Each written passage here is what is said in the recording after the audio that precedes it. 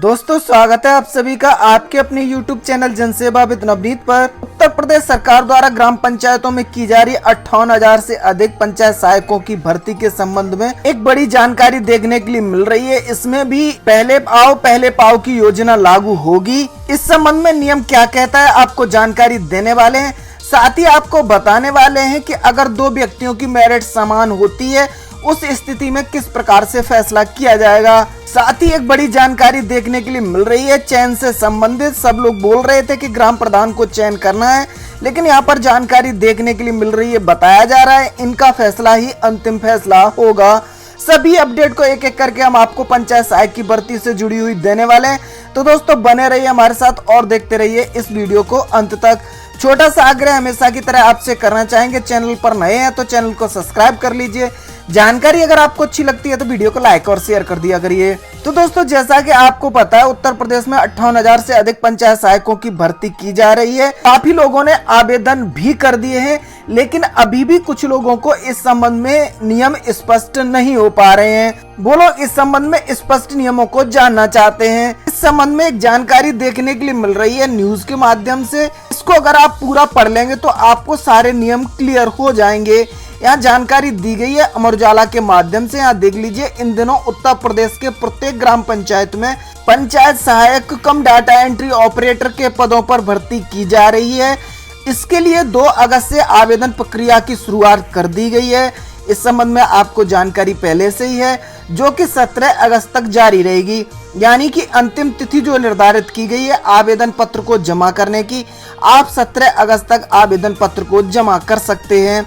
आपको बता दें प्रदेश में कुल 58,886 पदों पर भर्ती की जाएगी, जो ग्राम पंचायत में चल रहे कामकाजों के लेखा जोखा रखने के अतिरिक्त ग्रामीणों के लिए सरकार द्वारा संचालित की जा रही योजनाओं को लोगों तक पहुंचाने और उनकी पात्रता सूची तैयार करने जैसे अन्य कामों की जिम्मेदारियां उठाएंगे। यानी यहाँ पर पंचायत सहायक को क्या कार्य करने होंगे, इस संबंध में जानकारी दी गई है अमर उजाला के माध्यम से। देख लीजिए, बताया गया यहाँ पर इन लोगों का कार्य होगा जो सरकार की तरफ से योजनाएं संचालित की जा रही हैं उनको गांव के लोगों तक पहुंचाना है। साथ ही साथ उन लोगों को, ऐसे लोगों की सूची भी बनानी होगी जो जिस योजना के लिए पात्र होगा उसको उस योजना का लाभ भी पंचायत सहायक को ही पहुंचाना पड़ेगा। ग्राम पंचायत से संबंधित सभी जिम्मेदारियों को पंचायत सहायक उठाने जा रहे हैं। बहुत सारे कार्य किए जाएंगे ग्राम पंचायत सहायकों के माध्यम से। इस संबंध में हम आपको एक विस्तृत वीडियो के माध्यम से बता देंगे और वहां पर समझा देंगे कि ग्राम पंचायत सहायक को कौन कौन से कार्य करने होंगे ग्राम पंचायत में रह करके। यहाँ देखिए नीचे बताया गया है, जानिए भर्ती के आरक्षण नियम और किन्हें मिलेगी वरीयता। इस संबंध में जानकारी यहाँ नीचे दी गई है। अगर आप ग्राम पंचायत में पंचायत सहायक बनना चाहते हैं तो भर्ती में मिलने वाले आरक्षण और भर्तियां के बारे में आपको जानकारी कर लेनी चाहिए। यहाँ जानकारी दी गई है नीचे, इस भर्ती में उस वर्ग के उम्मीदवारों को पहले वरीयता दी जाएगी जिस जाति वर्ग का ग्राम प्रधान का पद आरक्षित होगा। इस संबंध में हमने आपको पहले ही जानकारी दे दी है, जहां पर जिस ग्राम पंचायत के लिए प्रधान की जो सीट आरक्षण की गई थी, जो सीट आपके यहाँ प्रधानी की आई थी, उसी का आपके यहाँ पंचायत सहायक को नियुक्त किया जाएगा। दूसरा नियम यहाँ नीचे बताया गया, इसमें जानकारी दी गई है। इसके अलावा कोविड-19 के मृतकों को वरीयता क्रम में सबसे पहले रखे जाने का प्रावधान भी किया गया है। यानी अगर कोविड-19 से किसी परिवार में किसी व्यक्ति की मृत्यु हो गई है तो ऐसे व्यक्ति को सबसे पहले मौका दिया जाएगा, भले ही उसकी मेरिट बहुत कम हो।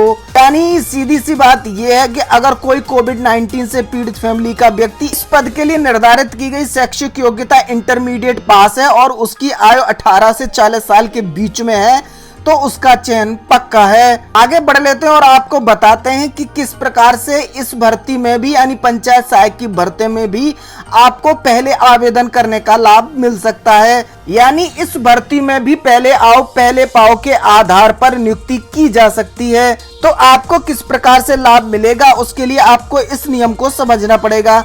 यहाँ देखिए जानकारी दी गई है, अगर 2 उम्मीदवारों के शैक्षिक योग्यता मिलने वाले अंक समान पाए जाते हैं तो जिस व्यक्ति की आयु अधिक होगी उसे चयन में वरीयता दी जाएगी।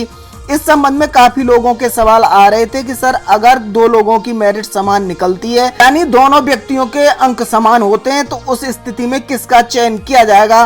तो इसका फैसला करने के लिए इन्होंने उम्र को आधार बनाया है, यानी दो व्यक्तियों के अगर मेरिट समान होती है तो उस स्थिति में उनकी आयु देखी जाएगी। जिस व्यक्ति की आयु अधिक होगी उसी को वरीयता के आधार पर यहाँ नौकरी दे दी जाएगी। उम्मीद है सारी जानकारी आपके समझ में आ रही होगी। अगर दोस्तों आपको जानकारी समझ में आ रही है तो वीडियो को लाइक और शेयर जरूर कर दिया करिए। आगे इसी में यहाँ पर नीचे जानकारी दी गई है। मान लेते हैं अगर किसी के अंक भी समान है, साथ ही साथ उनकी आयु भी समान है, उस स्थिति में किस प्रकार से फैसला किया जाएगा उस संबंध में यहाँ देखिए नीचे जानकारी दी गई है। यदि किन्हीं दो उम्मीदवारों के शैक्षिक अंक और आयु भी समान होगी तो ऐसे में उस अभ्यर्थी को वरीयता दी जाएगी जिसने पहले आवेदन किया होगा। देख लीजिए दोस्तों, यहाँ पर स्पष्ट कहा गया है कि अगर किसी व्यक्ति के अंक भी समान होते हैं यानी मेरिट भी बराबर होती है और उन लोगों की उम्र यानी आयु भी बराबर निकलती है तो उस व्यक्ति को यहाँ से नौकरी दी जाएगी जिस व्यक्ति ने इस भर्ती प्रक्रिया में पहले आवेदन किया है। तो इसका लाभ भी यहाँ से आपको मिल सकता है। अगर इसमें आप फॉर्म पहले डाल देते हैं तो उसका लाभ भी यहाँ से आपको देखने के लिए मिल जाएगा। अगर दो व्यक्तियों के अंक समान है, उनकी आयु भी समान है, उस स्थिति में जिस व्यक्ति ने इस पंचायत सहायक की भर्ती के लिए सबसे पहले आवेदन किया होगा यानी पहले आवेदन कर दिया होगा, उसको पहले मौका दिया जाएगा। उम्मीद है अब भर्ती के संबंध में आपको बहुत सारी चीजें यहाँ से स्पष्ट हो गई होंगी। अब बात कर लेते हैं क्या ग्राम प्रधान इस भर्ती के लिए चयन करने जा रहे हैं।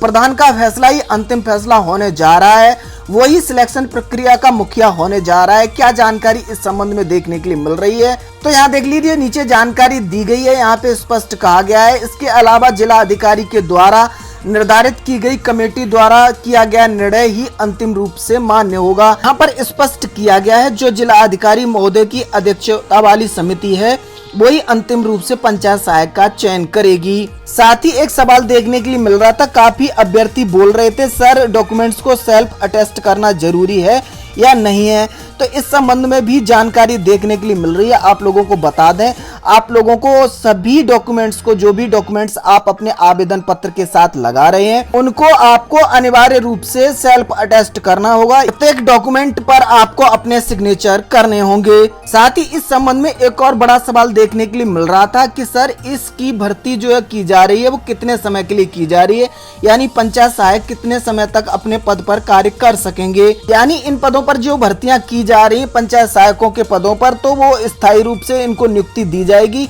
या फिर वो लोग संविदा पर कुछ समय के लिए रहेंगे। तो इस संबंध में भी आपको जानकारी दे दूं, इन लोगों के लिए केवल 1 साल की संविदा पर भर्ती की जा रही है।